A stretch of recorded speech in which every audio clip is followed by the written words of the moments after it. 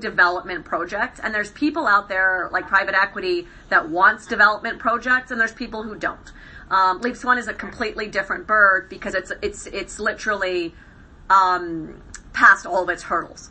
So it's the way that I care about it more is I want to find either the partner or I want to close our construction equity. And if somebody happens to talk to us who wants both, a piece of that plus a development portfolio, we're happy to do so. This is just basically our estimation from over the summer of what was required.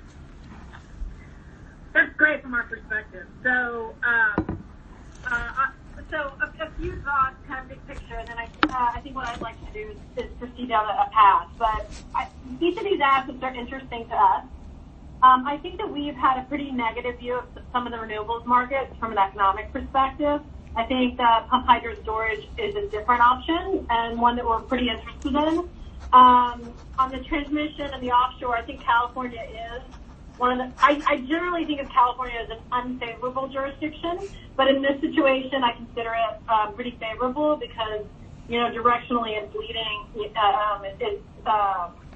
kind of a right way to swap on the asset. But, so I think we'd be interested in pursuing conversations or learning more about each of these projects.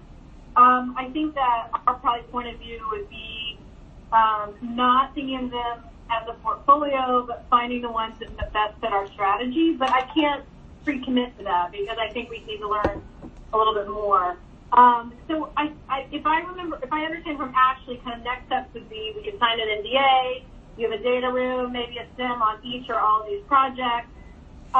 Phil obviously has been kind of his background power development and power financing, so he can be a valuable asset. We also have a senior advisor who's worked on, in the power space, who's worked on several different power projects with Chris and myself across, I think, 19 and 30 projects, depending on how you think about it. So I think it might be good to have, his input as well.